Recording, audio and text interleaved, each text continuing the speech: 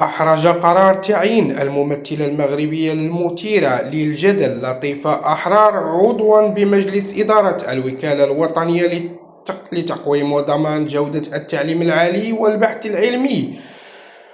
وزير التعليم العالي والبحث العلمي والابتكار عز الدين المداوي، ومنذ تعيينه وزيرا في الحكومة الجديدة لم يجد المداوي نفسه وسط زوبعة من الجدل كالتي وضعته فيها لطيفة أحرار، التي تشغل أيضا منصب مديرة المعهد العالي للفن المسرحي والتنشيط الثقافي. تعيين الفنانة المغربية لطيفة أحرار لمدة 3 سنوات قابلة للتجديد مرة واحدة ينتظر مصادقة رئيس الحكومة. المنتقدون لتعيين أحرار اعتبروا أن الفنانة التي تترأس لجان تحكيم برامج الفكاهة والكوميديا لا يستقيم وجودها في وكالة تعنى بتقويم وضمان جودة التعليم العالي، التي تحتاج إلى كفاءات عالية خبرة المجال لسنوات طويلة.